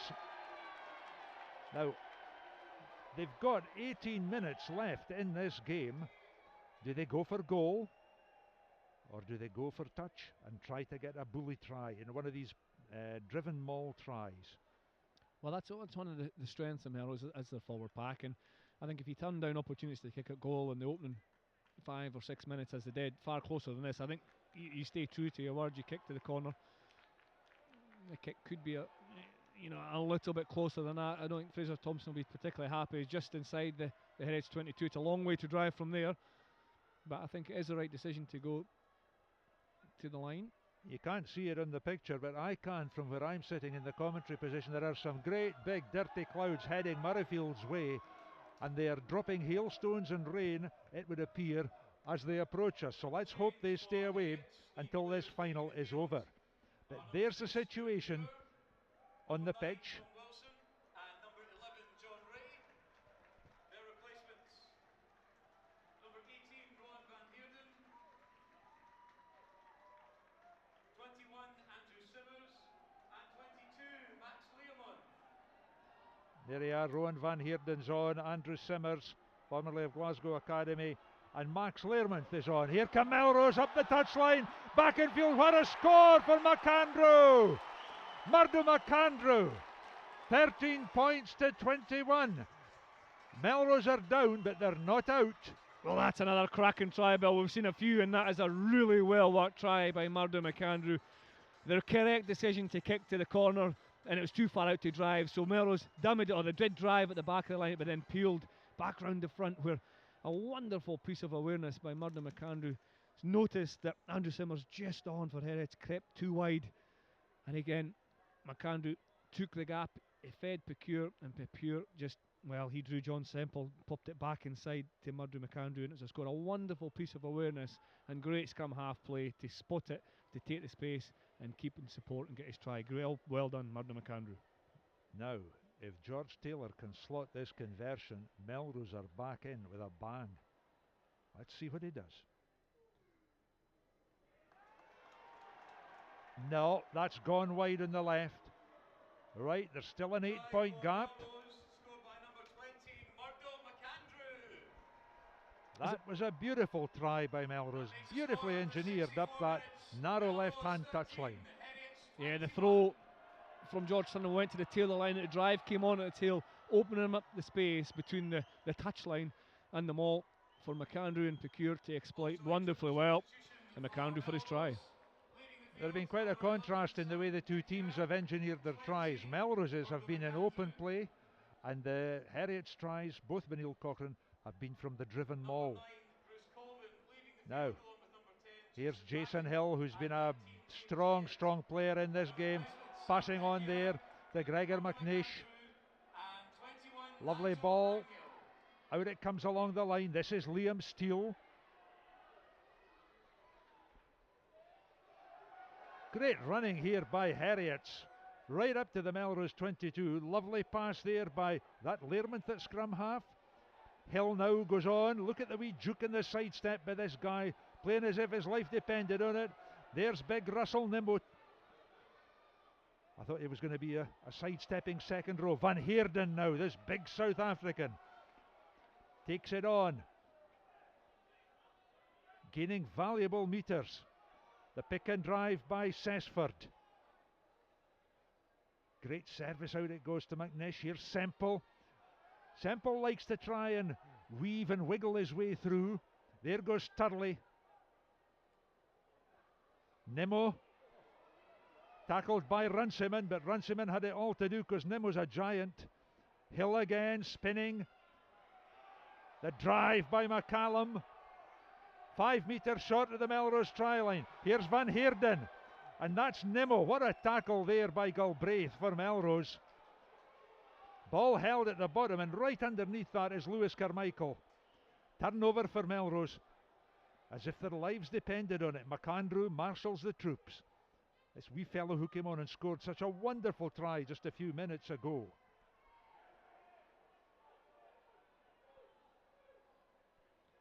Galbraith off the left peg, hasn't found touch.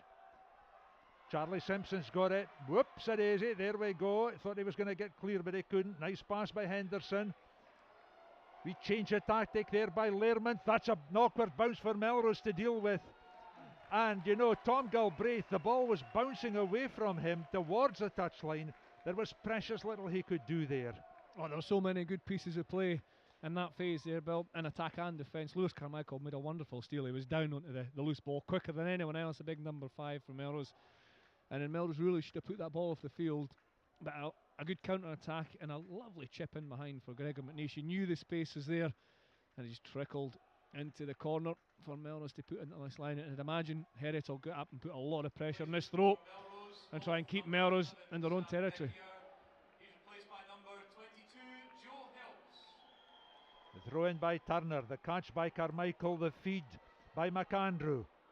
Wonderful tackling though by Heriot's, coming up very quickly to deny Melrose any territory. McAndrew's kick half charged down. Look at this. Oh, great running by Semple. Lovely hands there by Henderson. Chance for again for Heriot's wide out. This is Simpson. Simpson for the corner. Can't make it. The drive on by Russell Nimmo. Look at the Melrose defence. Right in the heart of it is Joe Helps. He's just come on and is right at the guts of that tackle. And it's a line out, and it's going to be, once Cammy Rudkin indicates, whose ball is it going to be, Cammy? I think it's going to be a Melrose ball. Oh, he's not sure. He's going to have a chat about it. Heriot was certainly in possession. Russell Nimmo drove towards the line, and then he was, the cover tackling for Melrose was phenomenal, because it was another quality attack and quality passing and fluid movement from Heriot. So this game's really, really, well, has it taken off in the last 5 or 6 minutes or so, hasn't it? What a clever wee throw. Risky mind, but it worked. McAndrew, there's the kick. See, that's gained them 7 or 8 vital metres. Just gets them out of the immediate danger area. It does, but I must credit Heriot's kick pressure as well. That's 2 kicks charged down by, half charged down, one by on Martin McAndrew, one on Tom Garrett just earlier. Jason Baggett was charged down.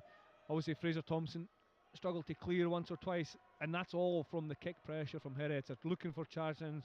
They're not letting Melrose get out their own territory easily at all. Batty at the front, Carmichael with a yellow head guard for Melrose. Then you've got Nick Bevan in behind. Graham Dodds is next, then James Head.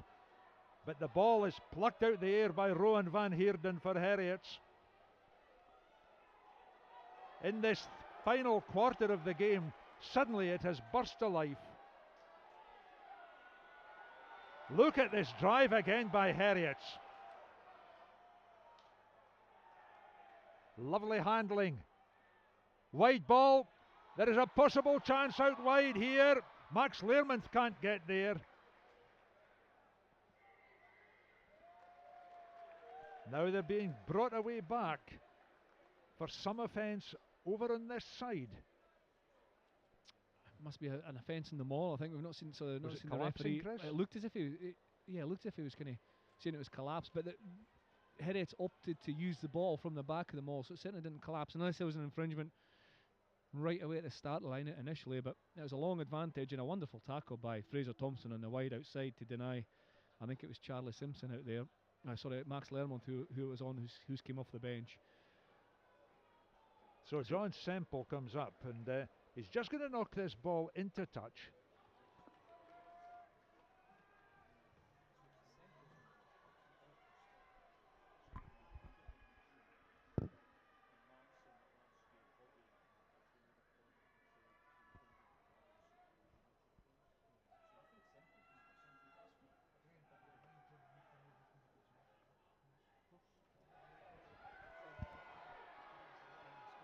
Oh, here go Harriets.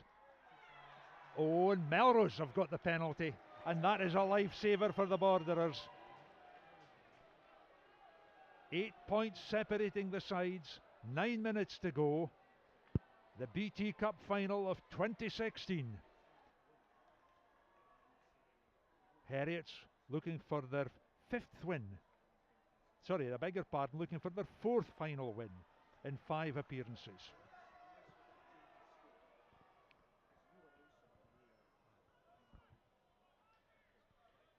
Maybe a wee pause here. There's Andrew Nagle with a sweatband on. He's come on as a replacement for Melrose. And away on the far side, Fraser Thompson, number 15.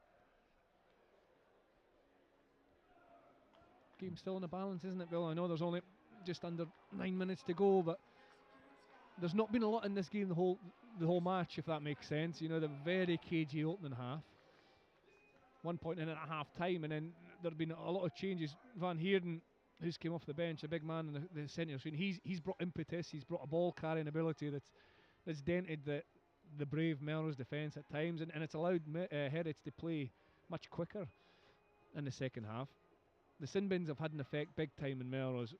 20 minutes with 14 men has made it very difficult for them, but I wouldn't like to call a winner only 8.5 minutes out from the final whistle here. There are the 3 line-out men for Melrose. Head, Carmichael and Miller. Oh, and the Heriot's boys have pinched it, but it's been stolen by George Turner. Two Edinburgh pros in direct opposition there, with Turner against Cochrane. Look at Big Van Heerden, number 18 for Harriets, lying on the deck there, putting in the tackles. Lovely hands there. Carmichael goes. This big lad is 6'6" with a long stride. Runciman is next to take it on for Melrose. McAndrew can't get it away. He's held. He's got to release. Turley's at the bottom of that. There he is with a grey scrum cap. But Runciman is the scrum half this time. Dodds, the old warrior, takes it up, and then Runciman again. Melrose get the penalty. That's the Heriot's 10 metres line. They'll knock this down into the corner. There's a bit of urgency with Fraser Thompson. He wants to obviously kick to the corner, and this has to be accurate. And it is.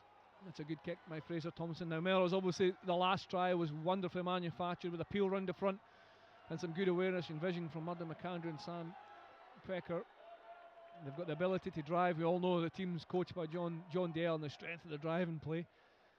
So Heriot will be kept guessing here. Jamie Batty at the front. He's going to lift James Head, or is he? No, in comes Ali Miller. There's the throw, but it went over the top. Jason Hill pinched it. Hill swats off the Melrose tacklers, the would-be tacklers. Henderson over the top. Look at the blue and white shirted Heriot's players there in numbers. Melrose have got it. Or have they? Scrum down. Yeah, just bubbled out. George Turner did well to pick up the loose ball initially, and then it just slipped from his grasp as he went to drive forward into the Heriot's defence. But you can see, that's Melrose applying the pressure. Heriot, well, they're out on their feet, aren't they? A huge defensive effort as well as two quality-driven tries. As you see that the Melrose players, Richard Ferguson trying to organise his troops, get sorted for another last effort.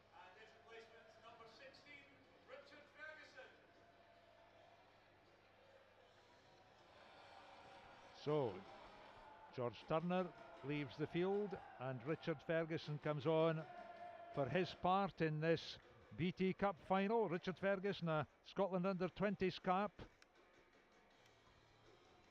And he's going to be up an old warrior standing there right next to the referee on the left with a beard and the hands on the hips, and that's 2-try Neil Cochrane.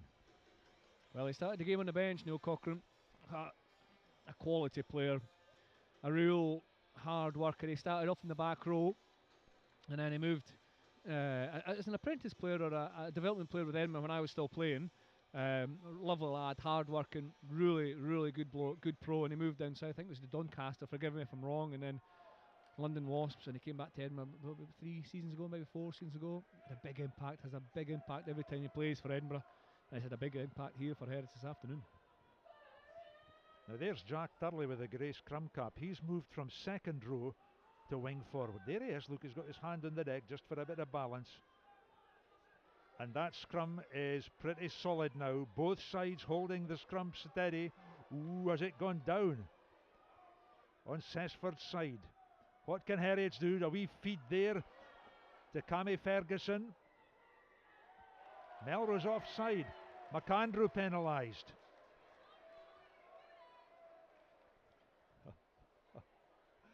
It's just Temper fraying just ever so slightly. But look at the grins on the faces. They love to have a go at each other. I know, but I don't like that. You never know when it's coming back at you. You get excited though, don't you, in cup finals in the last 5 minutes of a cup final, but you never know what's round the corner, Bill. Semple pops the ball downfield and Heriot's will have the throw in. So Chris, into the last 5 minutes, 8 points between the sides.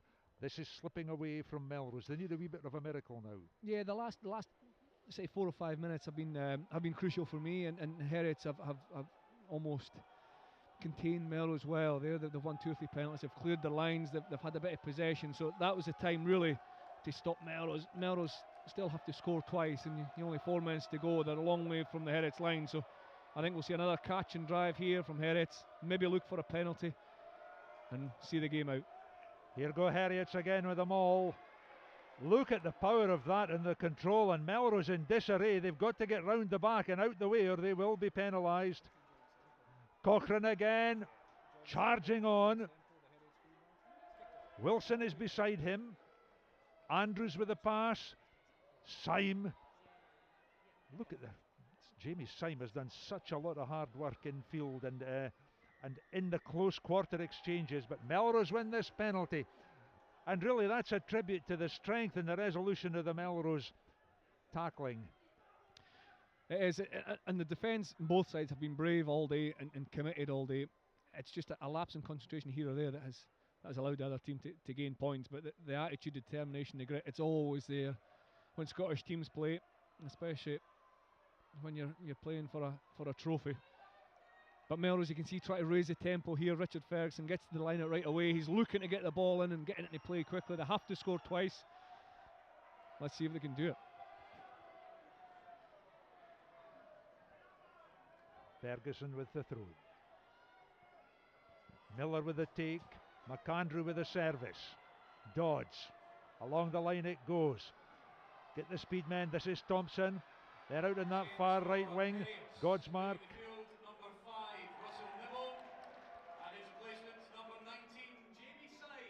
Into touch they go, number 19, there he is, Jamie Syme coming on for a wee cameo performance in this BT Cup final. I think I'd be able to last about 3.5 to 4 minutes. I'd keep out the road, mind. It's because you're a clever man, Bill. No, it's rugby's physical, but it's also about evasion, and we spoke about the physicality of these guys early on in the commentary, and I still maintain it's a game for decision makers, and if your decision was to keep out the way, then I think it'd be a fairly wise one, Bill, if you're out there. But these are important moments as well. You see Heriots together in the huddle. They'll be underline what's really important is last 2.5 minutes. It's their possession. They'll be saying, what's the call in the line out? Will we drive it? Will we take it off the top? Will we look to kick? If we kick, we'll have to get the chase in order. Conversely, Melrose will be saying, let's get up and steal this line out. Let's get a quick try and give ourselves the opportunity to go for glory. So when there's injury breaks like this in the game, it's really important that your senior players and your leaders get together and spread the confidence across the rest of the team and the understanding of what's needed.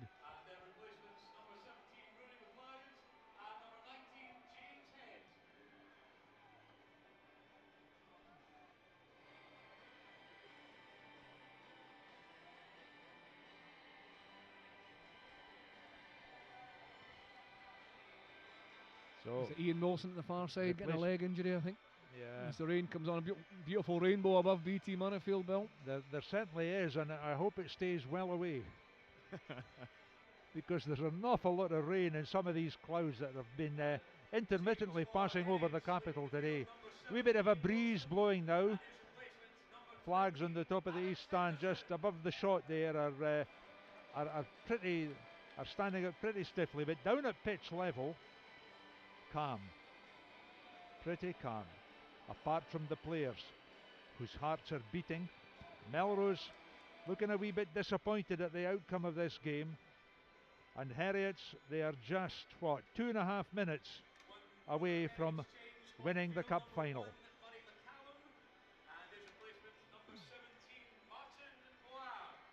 Harriets got through to the final by beating Jed Forest in round 3, 20 points to 19 it was. A quarter final they beat Cartha 74-18. In the semi-final they drew 10-10 with Hawks, and then they went through because they were the away team.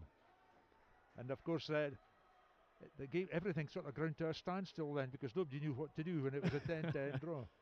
However, back to the action. Look at this driven maul by Harriets. It is such a difficult thing to stop without incurring a penalty for collapse. Runciman is prowling, number 7 for Melrose. Cochrane breaks away looking for the hat-trick try.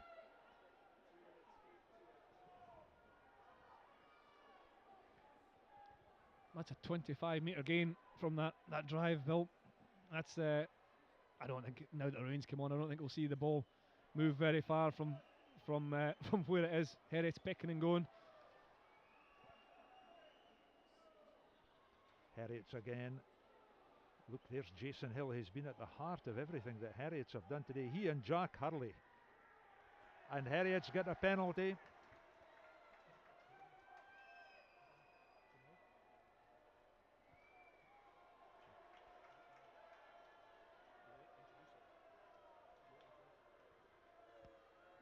Well, as you see, Heriot's win another penalty. More misery for Melrose. It's time to announce a man in the match. A few contenders for me in the Melrose side. I think Lewis Carmichael's stood up really, really well defensively and defensively. He's been brave in the boiler house for Melrose. He's really, really caught my eye. Neil Cochrane scored 2 tries and a dominant Heriot's pack at times. But for me, the man of the match is in the Heriot's lineup, and it's number 15, John Semple. I said earlier, he's kicked 11 points. He's popped in at first receiver. He's been good in attack. He's broken the line. He's been, for me, outstanding from fullback. So the BT Cup Finals man of the match is John Semple.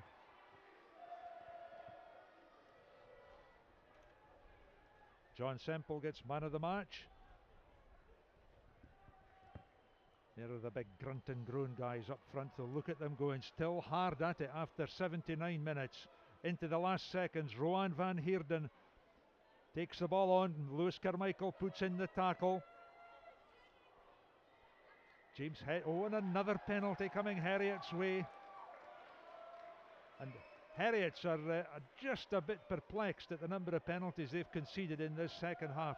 Not rolling away, says the referee.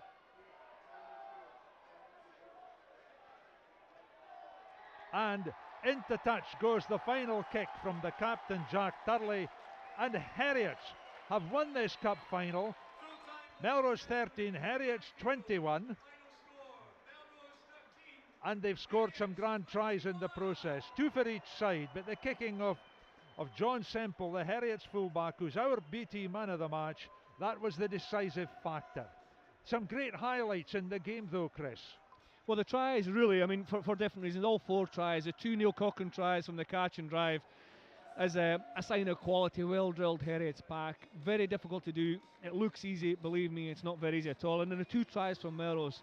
Niall Godsmart in the first half with a flowing move from left to right, and then followed up by a kick through from Fraser Thompson for Godsmart to pick up and touchdown. And then McAndrew's influence in that second try, Melrose's second try, was really good. There was a clear decision, there was good execution. So 4 good tries, but overall these teams knew each other really very well going into this game. There wasn't a lot in it.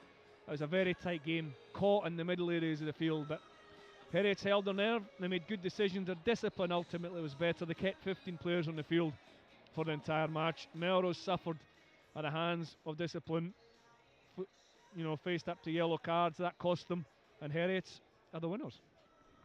And of course, at the time that Carmichael was off for the yellow card, I think I'm right in saying that Cochrane scored his 2 tries. So, Melrose, I know they put on an extra forward, but they lost a back. They lost one person in the team, and it matters. Oh, it does matter. It does matter because your mind's elsewhere. You've disrupted the flow. So Melrose will be disappointed at that. And Heriot's, well, they're winners, and they progress next week to the BT Premiership final where they play Ayr at Millbrae. So they've got a wonderful opportunity to back that up. I'm sure Ayr will have something to say about that at home at Millbrae, but that game we'll look forward to next week. But this week, well, it's about Heriot, and you see the smiles on the faces here, the delight of the players. Absolutely, coach as well, Stevie Laurie, Phil Smith, head coach, good young Scottish coaches, and they're delighted with a cup win. And I have to tell viewers that rainbow that Chris Patterson was speaking about has been assisted by several clouds in bringing quite a steady downpour of rain to Murrayfield, but fortunately just at the end of the final. So there are the players being applauded off the field. Jason Hill there he is, the big fellow who did so much picking and going, and Cammy Ferguson with the black scrum cap, number 12, and then Melrose, the runners-up, obviously disappointed, and understandably so. They've been in 8 finals and they've won 2. and they'll want to go one better next year.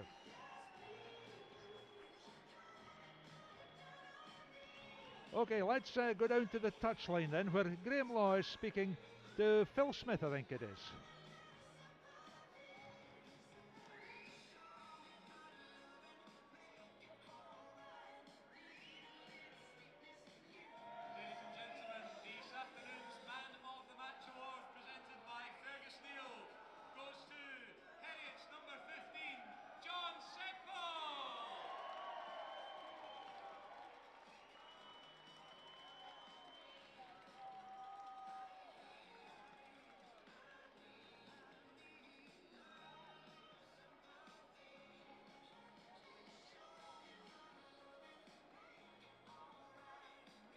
He's a very, very good player. He's a professional rugby player, and he helped just bring it a bit tighter.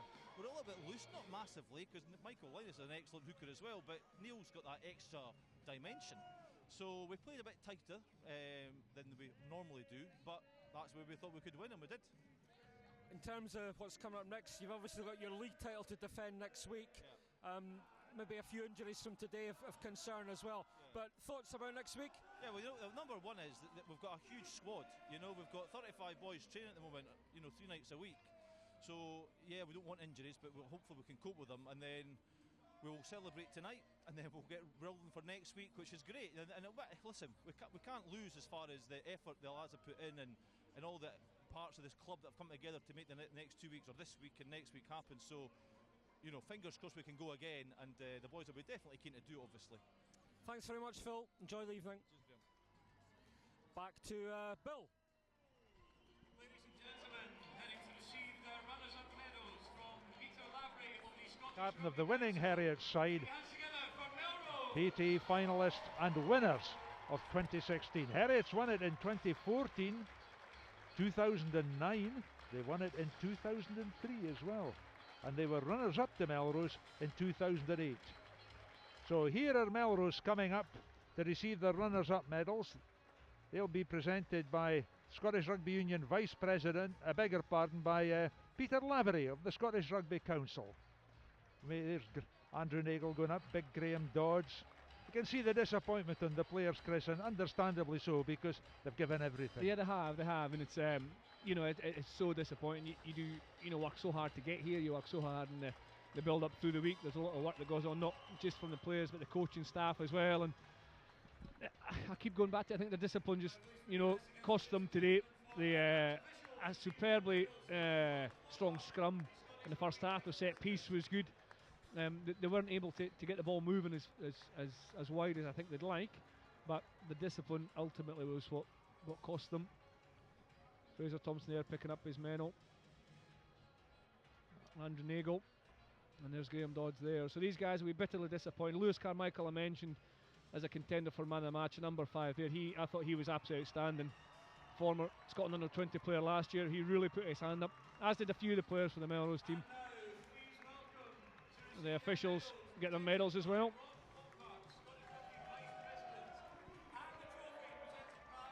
So the winners' medals are going to be presented by the Vice President of the Scottish Rugby Union, and that's Big Rob Flockart. So here come the victorious Harriets, all smiles of course, as you would expect, and understandably so, and deserving winners. 2 tries by Neil Cochrane and 11 points from the boot of John Semple. Big smiles, isn't it? Such a contrast of 2 teams coming up to pick up their medals. And as we mentioned, the BT Premiership final next weekend. You see these guys again. Heriot's taking on here. Big smiles. Sometimes momentum can really drive you forward, but as you said, today's all about the cup. Golden Acre will be a noisy place this evening, Chris, will it not? Of course it will. Be a bit of celebration, and so. why not? I think so, and quite rightly so. It's so important in sport to celebrate your successes. And what did you do when Gala won it all these years ago? Well, it was 1999? Yeah, it was 99. We got back to the club and you could barely move. The pitch was full, the club rooms were full, and it was as a lot of people come together in order to gain success. Not just players, but supporters and volunteers and staff and coaches and all their families. It's really important. And here's Harriets now going to get their time to lift the trophy. Well, they've all got their winners' medals, and the BT Open Zone manager, Bruce McClory, will present the BT Cup. And that will go to the Harriets captain, and that is Jack Turley. We'll see that maybe in the background in just a minute, because Turley's a big lad. There we are, we can just see the cup being held aloft there. Harriets are the winners, and there is Jack Turley with the cup, and there are the victorious Harriets players, and that surely is a scene to gladden the hearts of Harriet supporters throughout the world, and there will be many of them watching this. The BT Cup goes to Golden Acre.